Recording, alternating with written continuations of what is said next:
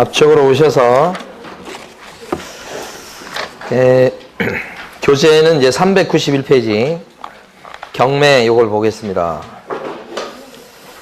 권리 분석 얘기가 거기 조금 나왔는데 그건 제일 마지막에 봐야 될 것 같아요. 권리 분석은 그 전에 보여야 될 게 392페이지를 딱 펴두시고 경매 절차가 10단계 절차인데요. 여기 지금 우리 교재에 10단계 절차 이렇게 나와 있어요. 그걸 제가 이제 마지막으로 설명드릴 겁니다. 여기 마지막 내용이에요. 경매 절차 10단계. 첫 번째가 이제 다 설명을 드리고 나서 이제 하나 읽어볼 거니까 경매 붙이는 것을 경매 신청이라고 불러요. 첫 번째 단계죠. 경매를 붙입니다. 누가 경매를 집어넣을까요? 채권자가 붙이는 거죠. 이 채권자가 붙일 때 이제 보니까 경매 종류가 두 종류예요. 하나가 뭐냐면 이 채권자 중에 보면 아까 그 세입자처럼 소송을 제기해가지고 판결 얻은 것 갖고 경매를 집어넣는 경우가 있어요. 그것을 강제 경매다 이렇게 불러요. 판결이 있어야 되는 거예요, 이거. 그 다음에 또 한 가지가 뭐냐면 은행에서 많이 하는 건데 임의 경매라고 하는 게 있어요. 임의 경매 이렇게. 그러니까 은행 입장에서는 지금 대출해주고 이자도 안 내고 막 그러니까 그 담보 잡아놨던 집을 경매에 집어넣을 수 있잖아요. 그때는 재판할 필요가 없어요. 왜 그러죠? 저당권 등기를 할 때 혼자 하는 게 아니에요. 꿔간 사람이 오케이 해야 같이 하는 거거든. 그러니까 꿔간 사람 보고 너 진짜 이럴 거 같지? 이렇게 재판하고 막 그럴 필요가 없어요. 이미 등기부에 저당권 등기가 돼 있다면 꿔간 게 확실한 거예요. 그래서 어떻게 해요? 바로 경매 집어넣지. 무슨 경매라고 불러요? 임의 경매. 그러니까 두 개 중에서 핵심은 집행권원이라고 그래가지고 판결문 같은 게 있어야 되는 것은 강제경매예요. 없어도 그냥 바로 경매에 집어넣을 수 있는 것은 뭐예요? 임의 경매. 그렇죠? 여기서 핵심은 뭐냐면 경매 신청이 있게 되면 법원에서는 심사해가지고 경매 붙일 요건을 갖췄다 이렇게 보면 등기소에 촉탁을 해서 부탁을 해갖고 경매 등기를 띄워줘요. 신청에 따라서 경매 등기가 등기부에 뜨면 보통 일반적으로 압류의 효력이 발생해요. 그래서 우리 아까 최우선 변제권 할 때도 보면 경매 등기 전까지 전입이 돼 있어야 된다. 그런 얘기를 자주 했어요. 그리고 여러분 아시겠습니다만 유치권자가 자신의 유치권 갖고 낙찰자한테 대항하려면 유치권자는 점유를 갖다가 늦어도 언제까지는 시작했어야 돼? 경매 등기 전에. 그런 얘기 하잖아요. 그 압류의 효력 때문에 그렇게 되는 거예요. 그러니까 그 전에 점유를 하고 있어야지 압류를 그러니까 경매 등기가 딱 됐어. 그러면 압류의 효력이 생겨가지고 경고등이 켜진 거야. 손대지 마! 이렇게 된 거야. 손대면 큰일 나! 당해! 이렇게 된 거예요. 그게 이제 압류예요. 그래서 경매 신청에 따른 등기가 되면 보통 압류력이 생긴다. 그리고 나서 이제 두 번째가 배당 요구해야 되는 종기, 마지막 날을 결정을 해서 어떻게 해요? 공고를 해요. 종기를 잡아서 공고한다. 마지막 날을. 그 배당 요구의 종기는 법원이 잡는데 요때쯤 될 거예요. 요때쯤. 요 날이 예를 들어 7월 10일이다. 그러면 그걸 공고하는 날은 5월 7일이다. 이렇게 된다고. 공고에 포인트가 있는 거예요. 뭘 공고한다고요? 배당 요구해야 되는 마지막 날을. 왜냐면 채권자 중에 보면 세입자처럼 배당 요구해야 받은 채권자들이 있잖아요. 배당 요구 안 하면 못 받는 채권자들이 있잖아. 그런 채권자들 보고 요 7월 10일까지 배당 요구하세요. 이렇게 하는데 그 배당 요구해야 되는 채권자의 가장 대표적인 사람이 세입자들이에요. 세입자들. 그러니까 세입자들 보고 경매에서 배당 받으려면 언제까지 배당 요구하세요라고 통지서가 오고 와요. 그러면 이제 그때까지 배당 요구해야지. 그 마지막 날을 잡아서 공고는 요때 7월 10일까지 배당 요구해야 돼요 라고 공고는 요때 띄우고 마지막 날은 요 날이 되는 거예요. 자, 그리고 나면 이제 그 다음에 법원에서요. 세 번째가 매각 준비예요. 감정평가도 하고 집행관 보내서 조사하고 막 그런데 시험에 나올 게 하나도 없어요. 그리고 나서 이제 그 다음에 뭐냐면 매각 공고예요. 그러니까 매각 공고다 그렇게 되는 것은 신문에 보면 매각 공고라고 떠요. 그러면 요 물건들에 대해서 언제 매각할 테니까 관심 있는 사람은 들어오시라라고 공고를 띄우는 거예요. 그러면 이제 2주 뒤에 신문에 나오고서 딱 2주 뒤에 그 물건에 대해서 경매 법정에서 매각이 진행돼요. 실시. 그날을 매각 기일이라고 불러요. 이게 일본말로 하면 입찰기일. 일본말이라고 해서 요새는 잘 안 씁니다. 그래서 매각기일 이렇게 하는데 안 쓰는 게 아니고 공식적으로 안 쓸 뿐이지. 현실적으로 뭐 입찰 이렇게 불러요. 자, 그때 매각이 실시하는 방법이 세 가지인데 기일 입찰이라는 게 있고 기간 입찰이라는 요 방식이 있고 그 다음에 호가 경매라는 방식이 있는데 우리나라에 처음 이제 경매가 도입됐을 때 요 방식으로 했던 거예요. 호가 경매. 그러면 이제 뭐 예를 들어서 뭐 최저가가 2억이다 그러면 2억 이상 최저가 치면 요 관심 있는 사람 자 여기에 대해서 입찰하실 분 계세요 그러면 어떤 사람이 저 2억 1,000이에요 이렇게 부르면 좀 이따가 이제 또 다른 사람 없습니까 이렇게 불러 얘기하면 또 자기는 또 더 높게 쓰려고 하면 2억 2천이요 이렇게 그래서 더 이상 없습니까 그러면 2억 2천이 낙찰가가 딱 되는 거잖아요. 그게 호가 경매인데 장점은 빨리빨리 진행할 수 있어요. 뭐 누구 더 없어요 이렇게 하고 뭐 누구를 최고가로 합니다 이렇게 바로 결정할 수 있으니까 좋은데 문제는 뭐냐면 의사가 자기의 금액이 오픈이 되잖아요. 그러니까 이제 주변 사람들이 그걸 갖다가 입찰 못 들어오게끔 강압을 할 수가 있단 말입니다. 그래서 초창기에 보면 이 경매 시장이 그렇게 인기가 없었던 것 중에 하나가 이 힘센 사람들이 그 경매장을 딱 점거해갖고 자기들 괜찮은 물건들은 다른 사람 못 들어오게 만들어버려요. 그러니까 일반인 입장에서 봤을 때는 경매장 그러면 뭐 인식이 안 좋잖아요. 그래서 이걸로 바꿨어요. 입찰이라고 하는 것은 전부 다 비밀리에 입찰표를 쓰는 거예요. 근데 이 기간 입찰은 입찰표를 갖다 접수받는 기간이 있다고 생각하시면 돼요. 보통 현실적으로 옛날에 하는 거 보면 일주일이었어요. 일주일 동안 법원에 입찰함에다 집어넣어라 이런 얘기예요. 그 기간 동안. 근데 이것은 한날 한시에 모여가지고 그 1시간 정도 시간 줄 때 거기다 집어넣으면 다 끝나고 나면 그 바로 그날 열어가지고 최고가로 적은 사람을 바로 그날 찾아버리는 거죠. 그러니까 이게 한날 한시에 모여서 하는 거고 이것은 모이지 않고 그냥 뜨문뜨문 와서 그냥 내고 가면 되는 거예요. 그러니까 이게 훨씬 재미가 없고요. 긴장감 떨어지고 특히나 경쟁률이나 낙찰가가 낮아요 이게. 그래서 이걸 안 하고 어떻게 해요? 지금 100% 이걸로 합니다. 그렇지만 매각을 실시하는 방법이 몇 가지입니까? 물어보면 여러분들은 법에는 몇 가지다? 3가지 이렇게. 근데 우리 이제 요거 위주로 설명드리는 거예요. 일대 들어오려면 매수 신청 보증금을 걸고 들어와야 된다고.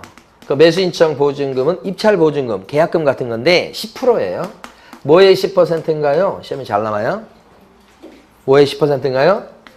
최저가의 10%입니다. 좀 이따 설명드려 볼까요? 최저 매각 가격이 결정이 되는데 법원이 이제 그걸 정해요. 그거 10%를 내고 들어와야 돼요. 내는 방법은 현금 받아주고요. 그 다음에 자기합수표 끊어와도 되고요. 그 다음에 지급보증 위탁 계약 체결 문서라고 해서 흔히 실무적으로 얘기할 때는 경매 증권이라고 얘기합니다. 경매 보험증권. 그것을 가져오는 방법도 있는데 대부분 자기합수표 끊어오죠. 그래도 현실적으로 봤을 때 매수신청 보증을 내는 방법은 몇 가지냐고 물어보면 2가지라고 하시면 안 돼요. 3가지라고 하셔야 됩니다. 다 기출문제예요. 이렇게 이 돈 걸고 들어온 사람 중에서 최고가로 매수하겠다고 적어낸 사람을 찾는 거예요. 그걸 최고가 매수 신고인 결정이라고 불러요. 결정. 최고가 1등으로 적어낸 사람. 근데 그때 이제 동시에 뭐냐면 차순위 매수 신고하겠다는 사람을 결정해 놓는 경우도 있습니다. 드물게는. 잘 없어요, 요거 솔직히. 근데 시험에서는 이게 4번 나왔어, 4번. 이 차순위자는 어떤 사람이냐면 요 사람이 돈 안 내잖아. 혹시 돈 안 내면 내가 쓴 금액으로 받아갈게요 이런 거예요. 이 사람을 정해놓으면 안 정해놨을 때하고 비교해봤을 때 이 사람을 정해놓게 되면 이 사람이 혹시 돈 안 냈어. 그러면 다시 막 경매하고 그럴 필요가 없어. 이 사람한테 돈 내게 만들면 돼요. 그러니까 경매 절차를 반복하지 않기 때문에 좋은 제도예요. 그런데 차순위 매수 신고를 현실적으로 이게 할 거냐고 물어보면 대부분 안 한다고 답을 해요. 왜냐면 대부분 이 사람이 돈을 낼 거니까 한 달 정도 이 돈이 묶일 필요가 하나도 없어요. 그렇기 때문에 보통 안 하거든. 그런데도 이걸 갖다가 시험에서 4번 냈다니까. 그러니까 실무적으로 중요하냐 중요하지 않냐 이건 전혀 뭐 고려가 없어요. 그냥 시험에 내면 나오는 거예요. 그냥. 그런데 요걸 잘 이해하셔야 돼. 이 사람이 써낸 금액과 이 사람이 적어낸 금액이 가격차가, 금액차가 너무 많이 나면 헐값에 파는 결과가 돼요. 그래서 금액차가 많이 나면 안 돼요. 그것이 중요해요. 자, 보면 이렇습니다. 요게 경매에 넘어갔어요. 갑. 경매에 넘길 때는 감정평가를 해요. 감정가가 나왔는데 그 감정가가 2억이에요. 보통 감정평가 법인에 의뢰를 해서 나와요. 그러면 감정가를 매긴 이유는 경매 진행할 때 입찰 들어올 수 있는 최저가를 정하려고 이 최저가를 이걸 산정하기 위해서 이걸 하는 거예요. 그래서 감정가가 첫 번째 경매할 때는 그대로 최저가가 됩니다. 최소한 2억은 써내야 돼요. 근데 첫 번째 할 때는 최저가 2억이다. 감정가 2억인데 잘 안 들어오거든요. 이 정도 써갖고는 이득 보기가 어려우니까 보통 안 들어와요. 그러면 한 달 정도 있다가 두 번째 경매하는 날이 와요. 한 달 정도 뒤에 잡혀요. 그때 요거 아무도 안 들어왔기 때문에 두 번째 할 때는 이 가격을 떨어뜨려 줍니다. 그 아무도 안 들어왔을 때를 유찰이라고 그래요. 그랬을 때는 어떻게 하느냐. 최저가를 갖다가 20%에서 30%를 다운시켜요. 여기는 이제 안산지원, 이렇게 광명 같은 경우는 30%가 떨어집니다. 30% 떨어지니까 한 두 번만 떨어져도 반값이 되는 거예요. 근데 서울 지역 같은 경우 20% 떨어져요. 20% 떨어진다는 가정해보면 4천만 원이 다운되는 거예요. 두 번째, 한 달 뒤에 두 번째 할 때는 최저가가요. 떨어져서 얼마가 되냐면 1억 6천만 원이 되는 거예요. 4천 떨어졌으니까. 그럼 이때는 이제 들어와 누군가가 A하고 B가 들어왔다. A는 얼마 썼냐면 1억 6,400을 썼고 B는 1억 8천을 썼다. 그러면 둘 다 써낸 금액 가만히 보니까 이거보다는 적은 금액을 써냈네. 자, 이 정도면 또 이득이 생기겠다고 해서 지금 써놓고 들어온 거예요. 근데 이 사람이 됐든 이 사람이 됐든 들어올 때는 보증금을 걸고 들어와. 그게 매수인청 보증금이에요. 그 매수인청 보증금은 자기가 써낸 금액의 10%인가요? 아니죠. 그래서 옛날에는 자기 쓴 금액의 10%였는데 지금은 요 최저가의 10%예요. 그러니까 같은 경매 물건에 들어온다 그러면 A, B, C 누가 들어왔든 간에 보증금은 다 동일하겠죠? 최저가 20%니까 똑같이 1,600만 원이겠죠? 이렇게. 그럼 요 사람을 B를 최고가 매수신고인 이렇게 얘기하고 실무에서 얘기할 때는 최고가라고 불러요. 그럼 이 사람요. B, A죠. A. 요 사람은 차순위 매수신고할 자격이 있나요? 차순위자가 될 수 있나요? 이 사람이 차순위 자격이 있으려면 가격차가 많이 나면 안 된다고 그랬죠. 그래서 어떻게 하냐면 이 사람이 써낸 금액이 최고가가 써낸 금액에서 보증금을 뺀 금액 얼마예요? 1억 8천에서 1,600 빼면 1억 6,400이죠? 요 금액을 넘어야 돼. 이 사람이 써낸 금액이 요 금액을 넘었을 때만 집행관이 물어봐요. 차순위 매수 신고 하랍니까? 이렇게 물어봐. 그때만 자격이 있으니까. 자격이 있어요, 일단? 차순위 매수 신고할 자격이 있어요, 없어요? 있어요. 이것을 넘어야 된다고. 법은 그렇게 막 대충 하는 게 아니에요. 없어요, 자격 자체가. 없어. 갔잖아요. 안 넘었잖아요. 없어. 근데 1억 6,400, 10만 원 10만 원 더 적으면 있어요. 집행관이 물어봐요, 그때. 그때는 요건 없어. 10만 원 더 적었다. 아, 있다. 가격차가 많이 나면 안 되는 거예요. 그래서 최고가 금액에서 보증금을 뺀 금액을 차순위자가 적어낸 금액이 뭐예요? 넘었을 때만 가능하다. 이때요. 하나 더 해봐요. 이걸 입찰 대리했다고 해봐. 갑이 이걸 입찰 대리했고 이걸 을이 입찰 대리했다고 해봐요. 응? B는 A는 을이 이렇게. 그럼 갑은 낙찰받게 만들어 주었네. 얼마 벌어요? 아까 했잖아요. 감정가에 몇 프로? 1%. 얼마요? 200만 원. 자, 그 다음에요. 또요? 최저가는 여기서 1억 6천입니다. 이제. 여기서 지금 낙찰 받은 거니까. 이거에 몇 프로요? 1.5%. 그럼 얼마예요?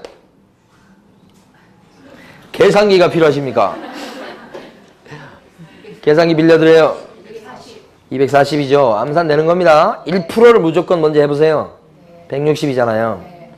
그 160의 절반만큼 금액을 더해주면 되잖아요. 그럼 240이잖아요. 그렇게 계산하셔요. 그럼 여기서 중요합니다. 그러면 갑은 자, 매수신청 대리와 관련된 보수를 200만 원까지 받는 거예요? 240만 원까지 받을 수 있는 거예요? 여기까지 받을 수 있는 거예요. 그게 복비하고 달라요.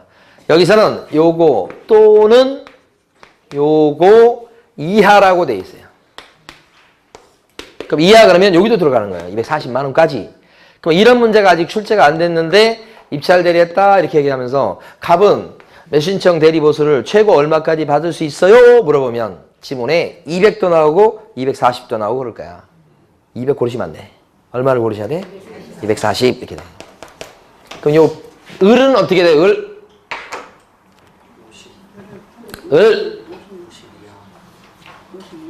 50만 원이죠.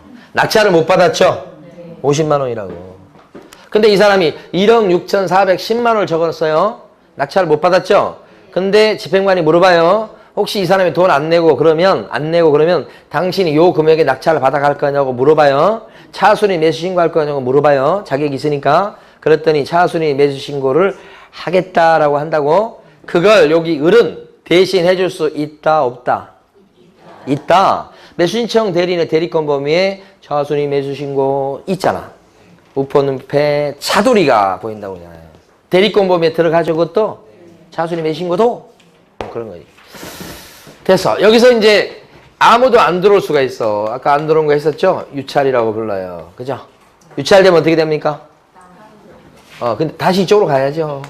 이쪽으로. 그래서 이걸 세매각이라고 불러요. 세매각. 그때는 이유가 뭐죠? 아무도 안 들어와서 그렇습니다. 그러니까 이때는 최저가를 어떻게 해줘야 되겠어요? 다운. 상당히 낮춘다는데 법안에 따라 20% 아니면 30% 저감을 시키는 겁니다. 그걸 갖다 세매각이라고 부르죠. 자, 근데 여기서 만약에 최고가를 찾으면 이 사람 찾는 게 목적이었어요. 보통 이거 잘 안 정해 놓습니다. 이 사람. 최고가 찾았죠? 그러면 어때요? 일주일 뒤입니다. 일주일 이내 6번째 절차. 매각을 허가할 건지 또는 불허가할 건지를 뭐 한다고요? 결정. 허브 결정한다고 나와요. 그 날을 뭐라고 불러요? 매각 결정기일이라고 부르니까 이게 일본말로 하면 낙찰기일. 이건 입찰기일. 그래요. 근데 일본말에서 고쳤어요. 매각 결정기일. 이건 매각기일. 더 어려워요. 이거 매각기일. 매각 결정한다고 그래서 결정기일. 혼동하시면 안 돼.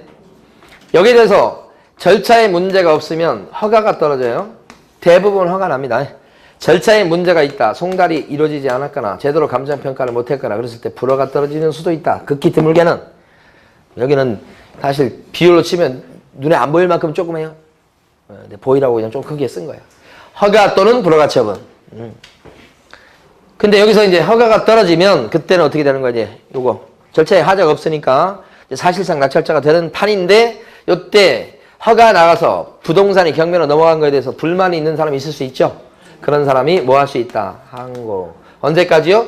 이것도 일주일 이내입니다. 자, 요거 일주일, 요것도 일주일 이내. 이건 2주 전 공고죠.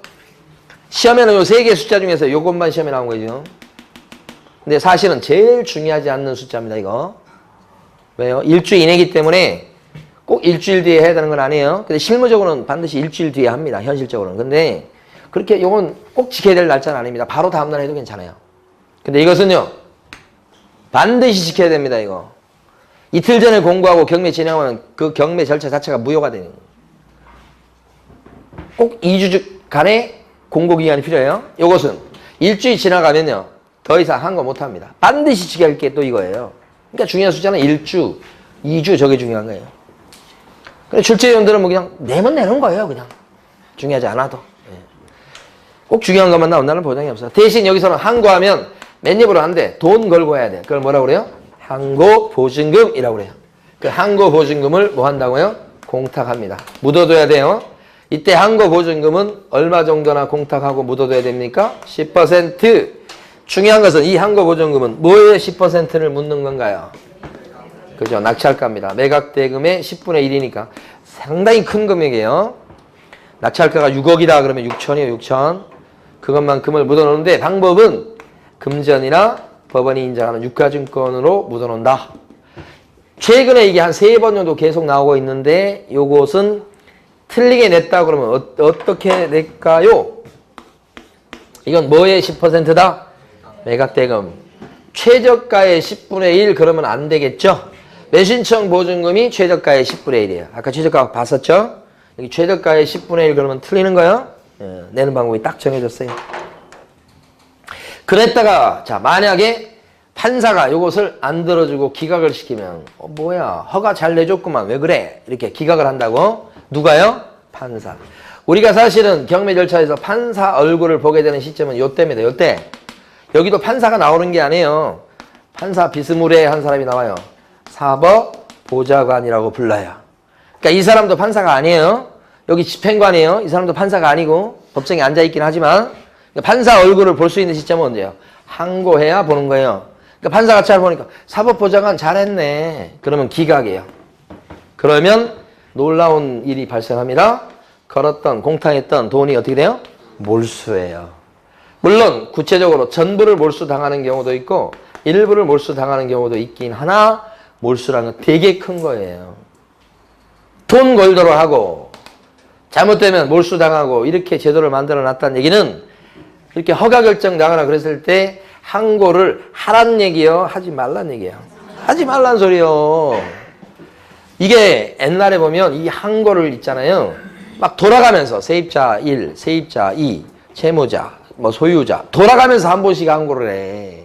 그때마다 경매 절차가 스톱이 되는 거예요. 경매 절차가 막 한 번 진행되면 뭐 명도 받고 그럴 때까지 뭐 2년이고 3년이고 걸려버리면 누가 경매를 좋아하라고 그러겠어요? 안 되는 거예요.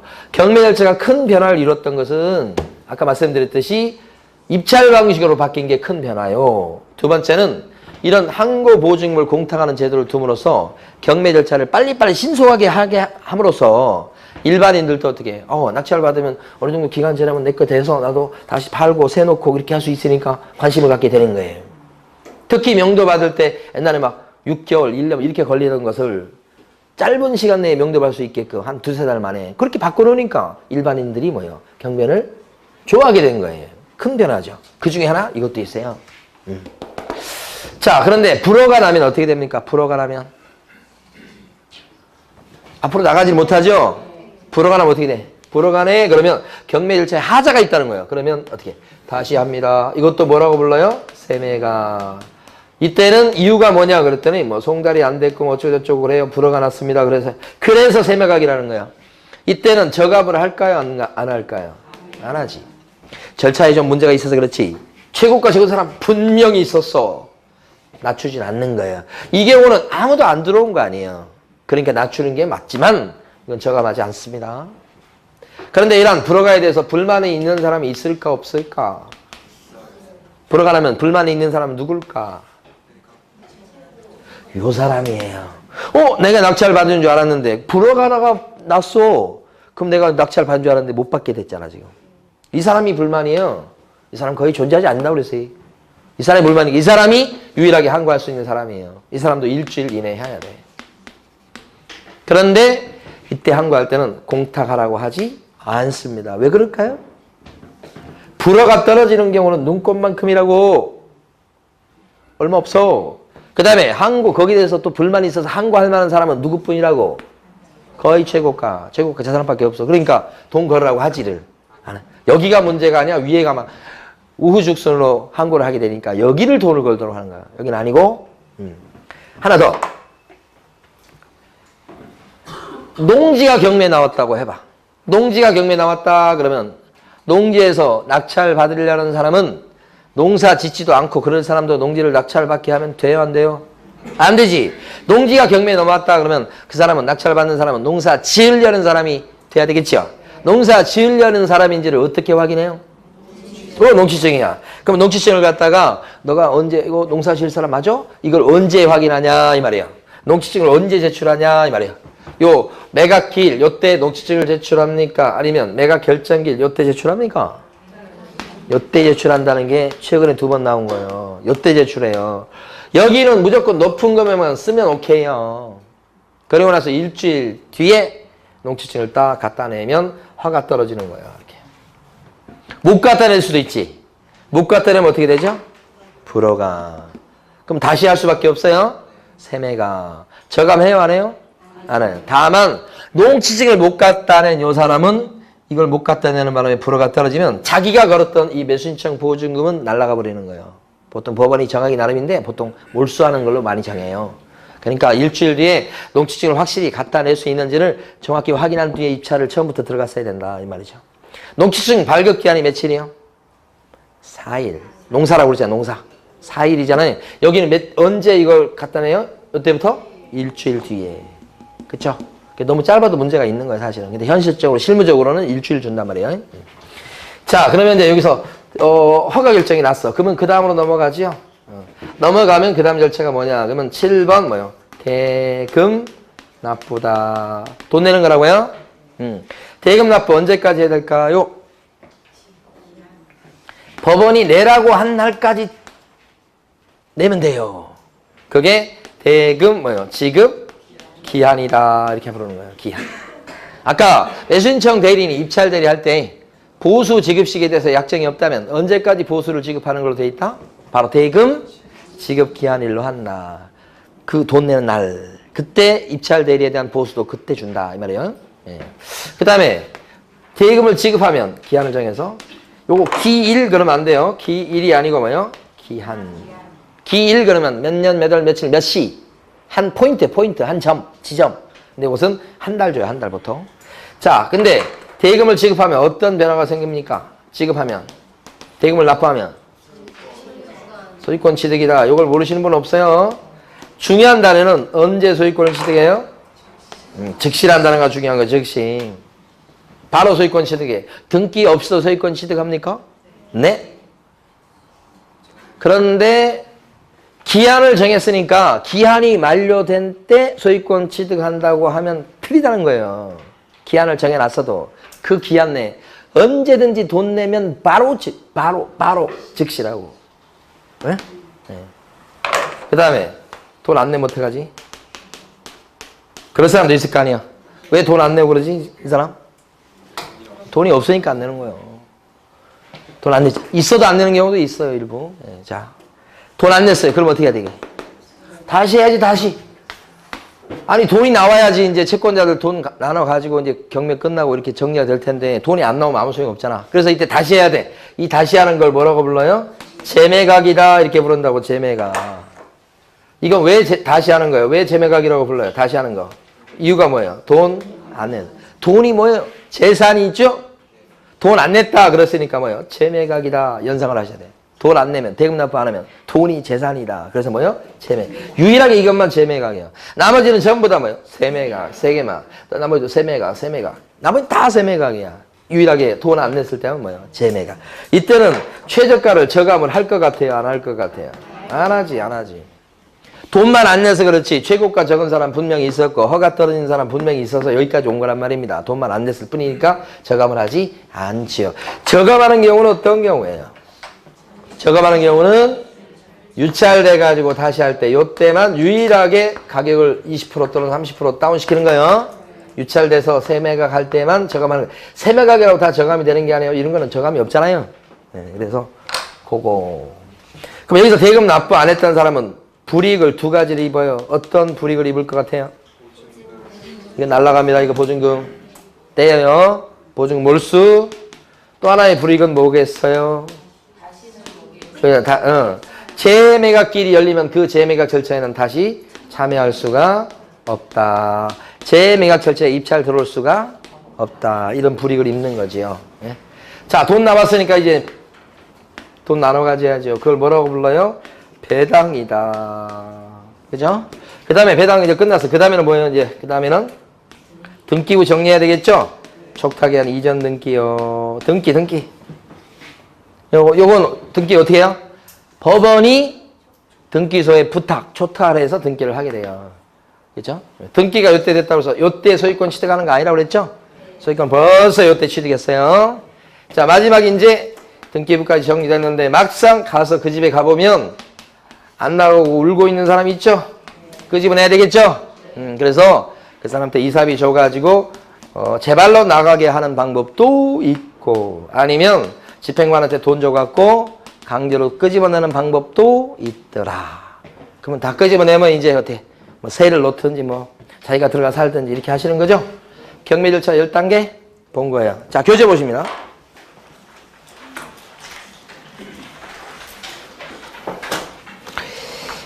가로 5번에 보시면 반가로 1번이요. 지금 392페이지입니다. 가로 5번에 반가로 1번에 동그라미 2번요. 경매 개시 결정 기입 등기가 되면 보통 압류효력이 발생하고, 근데 만에 하나 경매 신청했던 사람이 혹시 경매를 취하하게 되면 압류의 효력은 어떻게 돼요? 풀린다. 이렇게. 반가로 2번 갑니다. 배당 요구의 종기는, 자 보세요. 동그라미 1번 중요합니다. 종기는 최초 매각기일 이전의 날 중에서 법원이 정한다. 아까 배당 요구 종기 어떻게 됐었어요? 종기를 요때 공고했었죠? 근데 종기는 요때쯤 잡힌다고 그랬어요. 그렇게 첫 번째 경매하는 날이 요 날이죠, 지금? 유찰 안 되고 첫 번째 경매하는 날 이전의 날 중에서 법원이 적당한 날을 정해요. 이게 배당 요구의 종기예요. 동그라미 1번 되게 중요합니다. 4번 출제된 거예요. 첫 매각기일 이전입니까? 이후입니까? 이전. 요거 주의하시고. 그 다음에 동그라미 3번.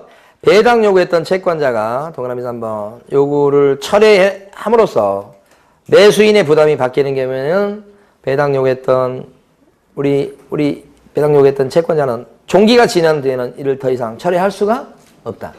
배당 요구했다가 철회하게 되면 우리 입찰 들어간 사람 계산이 틀려지죠? 배당 요구했다 그러면 여러분 입찰 들어가면 여러분한테 달라지지 않겠다는 뜻이잖아요. 그러니까 나는 부담금이 그만큼 주니까 정상적인 가격으로 입찰 들어갈 수 있어. 그래서 입찰 딱 들어갔더니 갑자기 종기가 지났는데도 불구하고 여기서 철회를 해버리면 계산이 틀려지게 되죠? 예, 그래서 함부로 철회를 못하게 하는 거예요. 이것도 출제가 됐었고요. 오른쪽에 가시면 매각 결정, 오른쪽 페이지 제일 위에 매각 기일 및 매각 결정기일의 지정 공고라고 나오죠? 이때 공고는 동그라미 1번 최초 첫 번째 경매하는 날, 그죠? 그때부터 14일 이후 날로 한다. 그렇게 돼 있는데, 정확히는 이렇게 됩니다. 요 매각기일, 첫 번째 매각기일 2주 전에 공고. 2주가 14일이죠? 2주 전에 공고. 이렇게. 14일 2주. 이렇게 생각하시면 돼요. 그 다음에 가로 5번 가시겠습니다. 매각기일이 매각기일. 동그라미 1번. 경매에 참여하는 사람은 매수인증 보증금 10% 걸고 들어오죠? 반가로 5번에 동그라미 1번요. 경매 참가자는 뭐에 10%를 걸고 들어와요? 최저 매각 가격. 입찰가 아니고요. 최저 매각 가격의 10분의 1이죠. 그리고 둘째 줄. 내는 방법은 3가지죠. 현금 또요. 자기합수표 또요. 지급보증 위탁계약증서. 이렇게 3가지. 그래서 동그라미 2번. 집행관은 들어온 사람 중에서 최고로 높은 금액 쓴 사람을 최고가 매수 신고인으로 결정을 하는 날이죠. 그 다음에 동그라미 4번.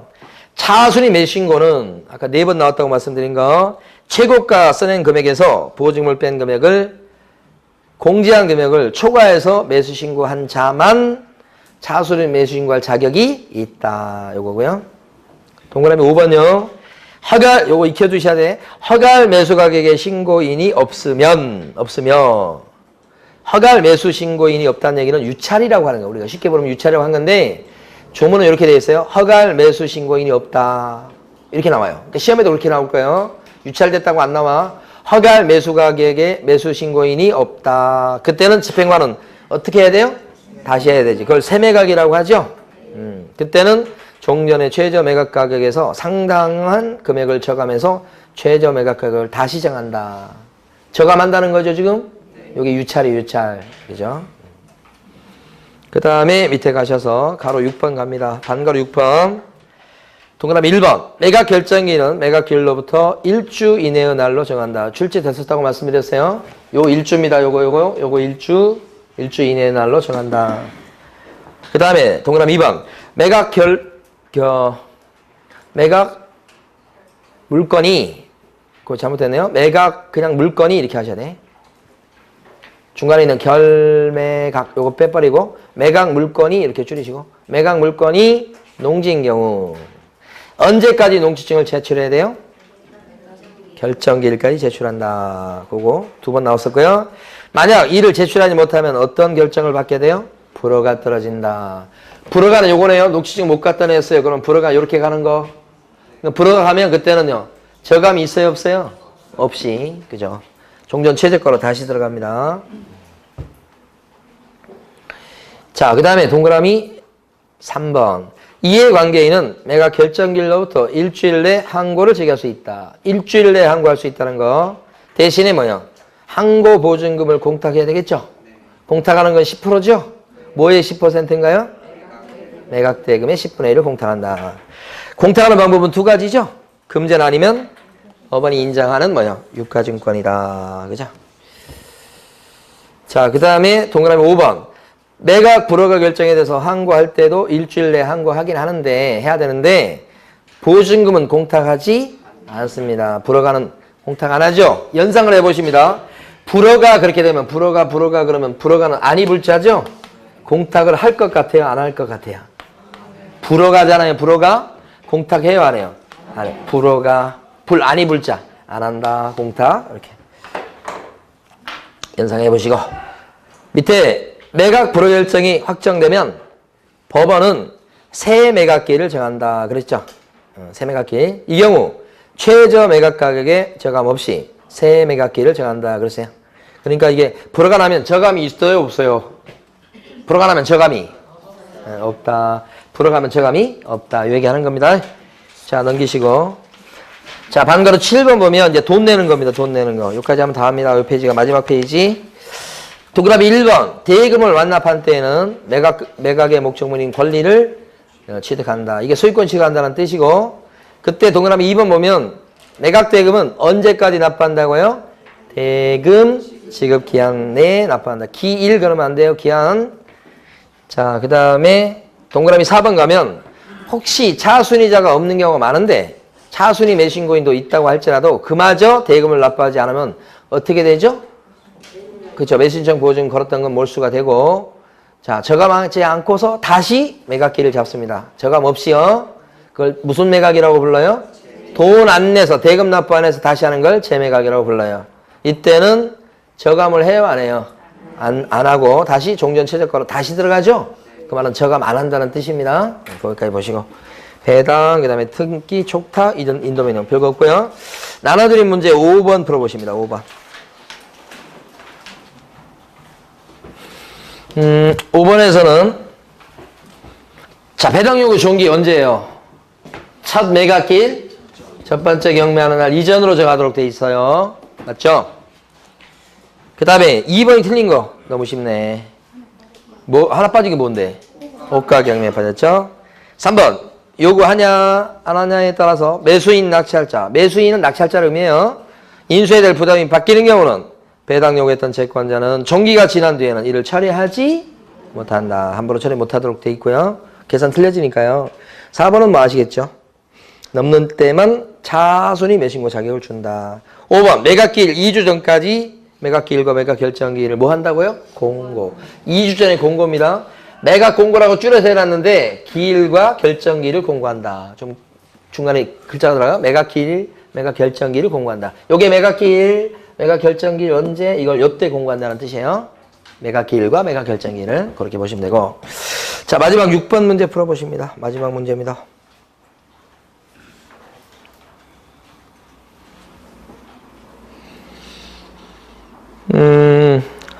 1번 같은 경우는요, 요런 뜻이에요. 경매 등기가 돼서 압류율이 발생한 요 시점부터 1개월 이내에 배당 요구해야 된다. 그렇습니까? 그런 거 없어요. 배당 요구 언제까지 해야 돼요? 종기까지. 종기까지 해야 되잖아. 근데 1번, 2번은, 여기서부터 압류율이 발생한 요때부터 1개월 내에 배당 요구해야 돼. 그렇게 했잖아. 그런 말 없어요. 언제까지 배당 요구? 종기까지. 종기는 언제죠? 그러면? 법원이 알아서 잡겠죠. 대신 법원은 잡을 때 지켜야 될 마지노선이 있죠. 첫 번째 경매하는 날 전으로. 언제가 될지 모르는 거예요. 2번 질문은 매수 신청 가격이 아니고 뭐죠? 최저가의 10분의 1이죠. 그 다음에 3번은요. 요게 기출 지문인데 관청의 증명이나 허가를 농지증이라고 생각하셔야 돼. 관청이나 증명, 허가 뭐 이거 나온 거 있잖아요. 그게 뭐예요? 농지증. 농지증은 매수 신고할 때 갖다 냅니까? 아니면 매각 결정기일에 제출합니까? 결정기일에. 요게 똑같은 지문이 2번 나왔었어요, 최근에. 자, 그 다음에 이제 4번은 맞는 거죠. 기한을 정한다고. 기출문제에서는 기한을 기일로 바꿔서 출제한 것이 한 3번, 4번 돼요. 기일 그러면 안 됩니다. 뭘 정한다고요? 기한. 그것도 찾아보면 한 4번 정도 나왔던 것 같아. 여기서는 맞죠? 5번은 매수 신고가 있은 뒤, 그럼 필요 없고, 경매 신청을 붙였던 채권자가 경매 신청했던 걸 취하를 합니다. 그러면 어떻게? 압류의 효력이 어떻게 돼요? 풀린다. 그죠? 소송을 제기했던 사람이 소를 취하를 해. 그러면 재판 걸렸던 그 효력이 어떻게 해요? 재판 안 가잖아, 이제는. 소를 취하면. 이게 풀린다. 그렇듯이 그렇게 됩니다, 이거요. 자, 이렇게 해서 우리가 2달 동안 또 험한 생활을 했네요, 지금까지. 여러 가지 내용을. 이제 5월달, 6월달도 열심히 하실 거죠? 끈기가 있어야 되겠습니다. 예? 우리 이제 보면 첫째 놈하고 둘째 놈을 가만히 비교해 보면 우리 둘째 놈은 머리가 좀 좋기는 한 것 같아. 빠릿빠릿한데 끈기가 없어요. 그래서 좀만 있으면 막 놀고 싶어갖고 막 아빠 놀아달라고 막 이렇게 얘기한 게 둘째 놈이고, 첫째 놈은 공부 머리는 좀 없어 보여요. 그런데 갈 때마다 책상에 앞에서 그나마 그냥 허리 구부려 가면서 공부하겠다고 그냥 그러고 앉아 있어. 안쓰러워 죽겠어요. 자, 여러분은 아이가 끈기 있게 합격하는 날까지 100% 다 알아야 합격하는 거 아니죠? 그래서 아이가 막 공부하시다 보면 합격할 수 있는 수준은 누구나 될 수 있어요. 그 수준까지는 갈 수 있어. 다만 이제 뭐냐면 그걸 어떻게 잘 마무리 짓냐, 이것은 이제 각자 조금 차이가 날 수 있어. 그래서 합격할 수 있는 실력을 됐구나, 그 정도까지는 여러분 어느 정도 꾸준히 노력하시면 그때까지는 다 가요. 근데 그걸 어떻게 마무리 잘 짓냐. 합격하거나 떨어지는 사람들 보면 대부분 보면 몰려 있어요, 거기. 60점 근처에. 막 70점, 80점에서 다 합격할 것 같죠? 그렇지 않습니다. 60점 그 근처에 다 몰려 있으니까 열심히 하셔가지고 공법은 꼭 40점 이상 받으시고 우리 중개사법은 80점 넘길 수 있도록 하시고, 이렇게 하시기 바랍니다. 수고 많으셨습니다. 감사합니다.